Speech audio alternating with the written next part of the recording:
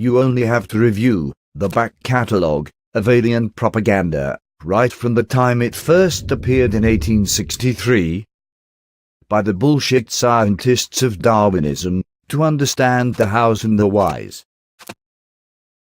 Let me tell you, 1938 marked the consolidation of the belief in alien existence when the panic broadcast of Orson Welles came on the air, announcing there was an actual alien invasion by Martians.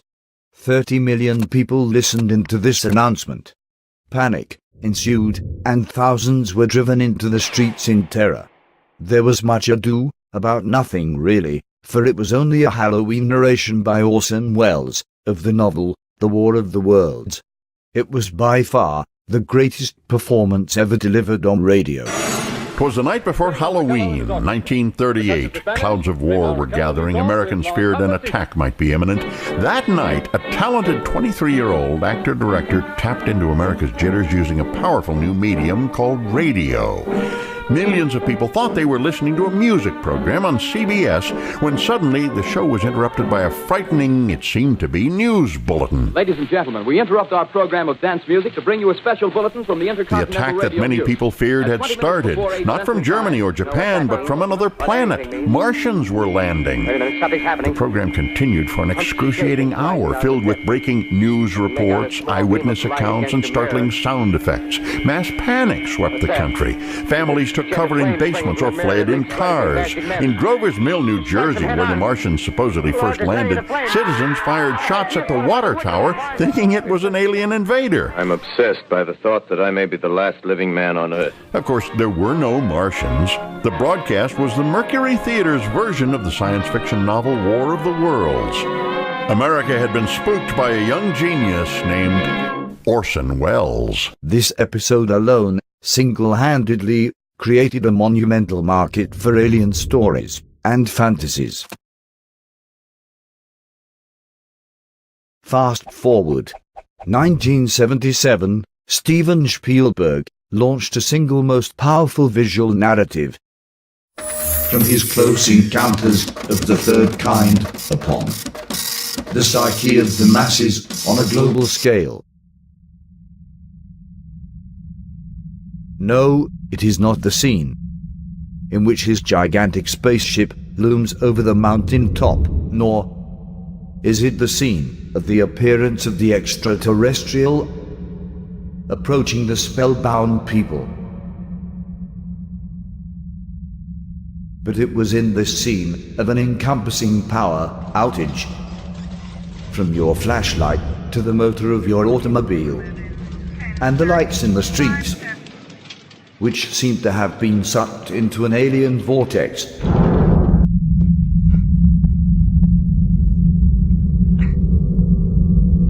Indicative of their presence whenever they were in the vicinity.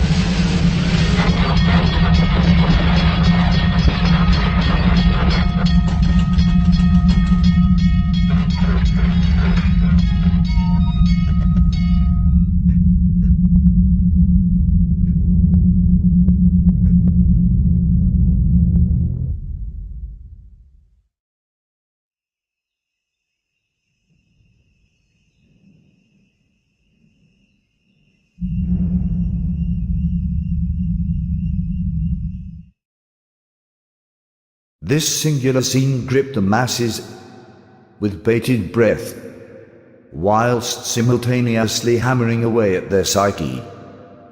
The power and the presence of aliens from outer space. And then, as if that wasn't enough, the genius Spielberg puts a face to the power that was just now felt and witnessed.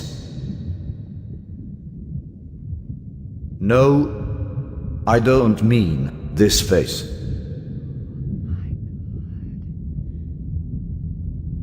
But this.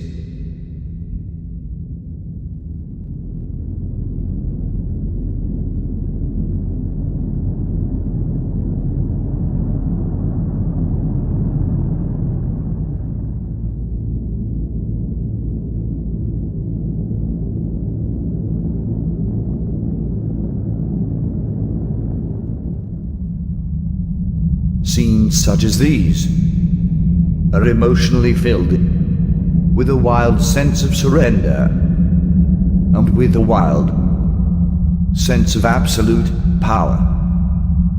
You want to believe. You want to belong. You want to be taken away. You want to be alien, abducted. When the day comes, you'll ask yourself, was it really me? Oh my God, who was the abducted one?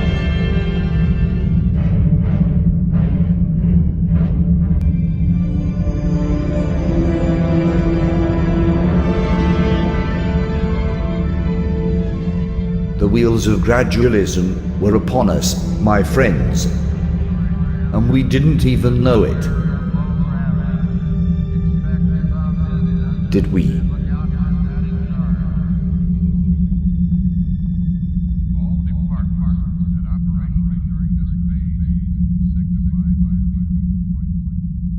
The global elite have funded, tried, and tested these diabolical seeds, and time and again it has been proven that is this belief that sustains Darwin's theory of evolution, the gateway to the eugenics genocide program.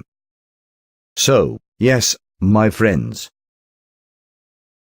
the truth is out there.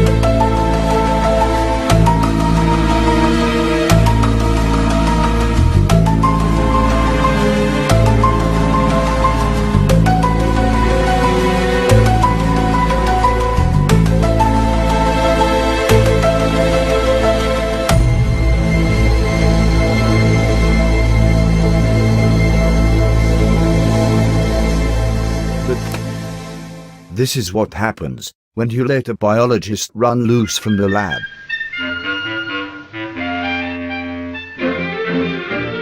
Poppycock, tommyrot and cockamamie, advocates and solicitors.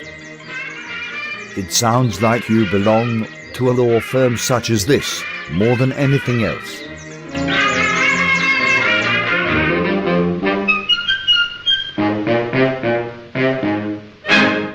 Ladies and gentlemen, it is now time to play the next video as we have come to the end of this chapter.